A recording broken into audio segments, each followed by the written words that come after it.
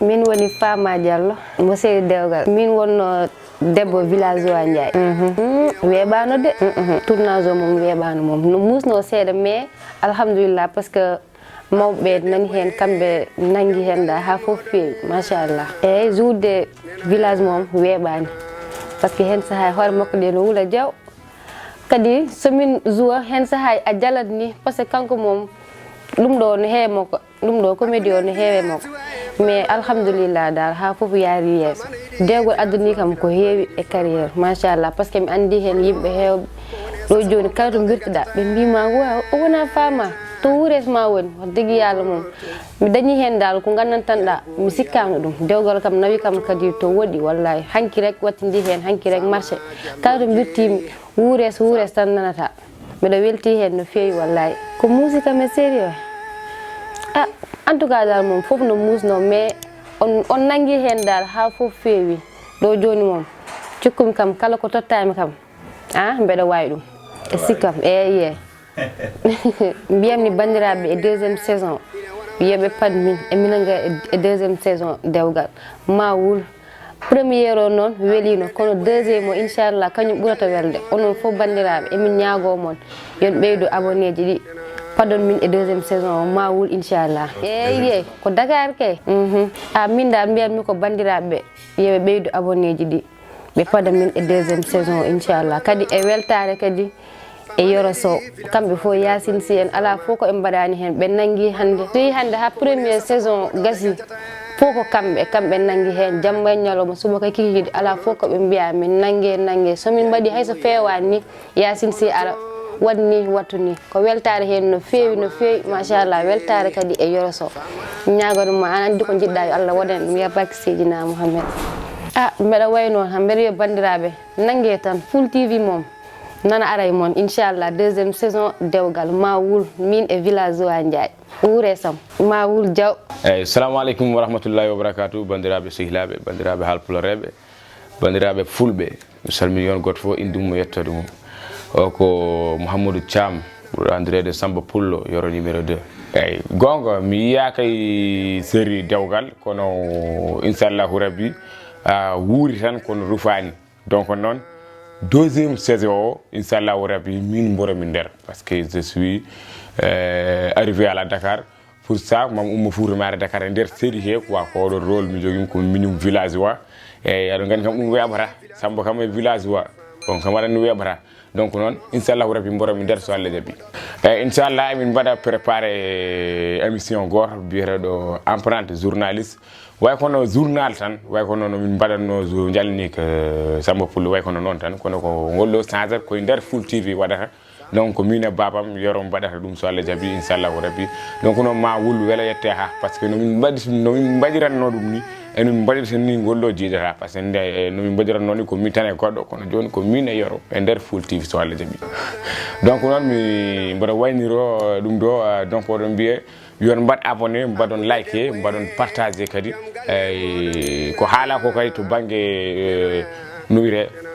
ko ballal e affaire 8 millions inchallah ɗum ɗon kadi il faut mi haala hen par ce que hay min ma wi babam yo wot ko waɗi hen par ce que kanko mo jogui seeɗa mo wowi ko waɗi hay sino bujjoji donc noon oɗon mbiye haalpulareɓe yon goto ko mbaɗɗon dille seeɗa dille par ce que jarabi ko 8 millions million ngaji jeetati manda jeetati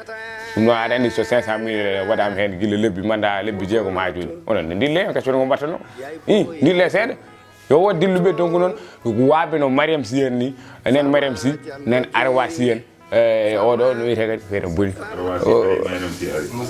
Moussa Diallo en ɓen fof gaari hay ɓen mbaɗi ko ganduɗa hoore ma ko ɓuuri hen hewde 500 millions ko kamɓe mbaɗni donc noon mbaɗen noon walla bonne volonté ji mbaɗa so neɗɗo wawi luwande amen galle kadi par ce que ɗum ɗon ko hen jeeya galleji ko luwete ko galleji mbaɗa no foti donc walla bawɗo adande men galle luwana amen walla lubba amen galle men min zo hen ɗum ɗo fof ne sohla donc noon mbaɗe yëngu ko mbiyata yëngu o dirle yo posuji ɗi gar quoi mbaɗe amen riya ene waɗi riya ene waɗi weebi ene waɗi orange money ay fami so kono riya ɓuuri yawde quoi mbaɗe riya donc noon woto ok on jarama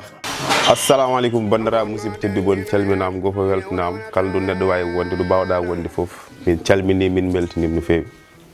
mbiyetemi ko Alseyni tum jeeyami ko Fana membre ASCOS aussi bon min wonno baɗiraɗo villageois rôle gandanɗa hoorema kadi ni jalniɗo seeɗa par ce que ren kam sa wonde village tan a wonde ambiance a wonde village a wonde expérience sa wonde village a wonde sens sa wonde village kadi a wonde confiance wadde affaire o en tiiɗi en holni en timme am kadi aussi quoi vraiment pour tournage dawgal taw waɗino probléme e am début o waɗino probléme par ce que min koye transhumance tan gummiromi ummote rôle o ga mi totte oɗo rôle ɗum waɗi affaire o pour mbaɗa adapté o des fois ça pose un peu des problèmes ganduɗa hoorema taw ko début o tan wonat mais so yi ha au fur et à mesure aɗa yaa tan ɗo fuɗɗo famde ko gonɗa koye dow mum quoi min ko ɓurno kam welde tournage o ko information ko yimɓe mo tottirata o par ce que so tawi yimɓe en jour rek a andat ɓe ko jouat ko eɓe mbaɗi ɗum maîtriser a andat kadi keɓe jouat ko eɓe jiɗɗum yidde nde ɗon noon sama poussé ko ganduɗa hoorema min mi ronkata hay jaggude e wawni semaine tourne théâtre gonami koye wayde par ce que affaire situation ɗo tolninoɗo e niveau de réflexe e niveau ganduɗa hoorema jeu o yimɓe en tottirata ko en heewi doole kadi ɗum fof pour leñol ngol tan ɗum waɗi des fois affaire émotion jaggatma quoi non ɓurno ko min musde non min kam pour min kam dañani ko musim so wona tan gain des fois a yiɗat ñam donc ka ñam min affaire ñamda tan bottere tan lelano ɗum tan musanno hamin quoi kono heddi ko kay nice zéro faute quoi bandiraɓe deuxième saison so wona kamɓe dañi haaji minen kam komin pour ko waɗi minen mbaɗɗum quoi kamɓe tan jogui haaji par ce que so tawi yimɓe foof aɗa wonde comédien c'est pas donné à n'importe qui c'est pas qui veut l'être ko yimɓe tan cuuɓa yo gon comédien mais wona que question ko yimɓe ɓeɗon ngala fulle ko mbaɗat ko walla ngola fayi non non ɗum ɗon goto fof e destin mum ko Allah waɗɗum e amen wona minen mbaɗɗum choisir par ce que sa ƴeewi trajet ma life ma no yarat ni tan anda te appelé à faire ça ou bien ɗum ɗo e ren ɗum tahi noon komin mbiyata bandiraɓe ko kamɓe mbawi nawde affaire o par ce que minen tan somin jeeɓi yaara somin jouni koye men yaara ko kamɓe min jounata wadde noon keɓe mbawi wadde foof eɓe mbawi wadde abonné e mbaɗa partagé e mbaɗa like e mbaɗa commentaire ɗum ɗon haydara usrama so tawi a felti tan yebde ƴetta temps ma aɗa yeeɓe aɗa explique jiya joni neɗɗo en explique wiri ha gas wawa explique ki série dawgal ɗum noon ça pose probléme par ce que so tawi yimɓe mbi enen foof ken gotum yimɓe foof kalɗo neɗɗo wawi hedde neɗɗo tan yo heɗɗo hen beel ma feew neɗɗo wonani wini way neɗɗo holno wayni tan noon tan way wadde noon ko noon tan min beltimi men kadi non mbaynodirɗom tan kay gan kala ɓiɗɗo haal pulaar yo ar jaggal Fuul TV par ce que so tawi Fuul TV yeehi yeeso ko enen foof jarni yeeso wona min tan wona Yasine wona Yero Sow yimɓe fof yo gar jaggi hen par ce que neɗɗo fof ene heeƴi hen arjuguma noon koko yahata tan kono noon waɗi yimɓe foof yo gar pewdo jagga feew par ce que kala mbiɗo jaggani tan samat waɗi yimɓe fof yo gon celɗe tan jagga ha tiiɗa beel ma affaire o yaari yeeso par ce que Allah timminata foof yo Allah timmin ɗum merci beaucoup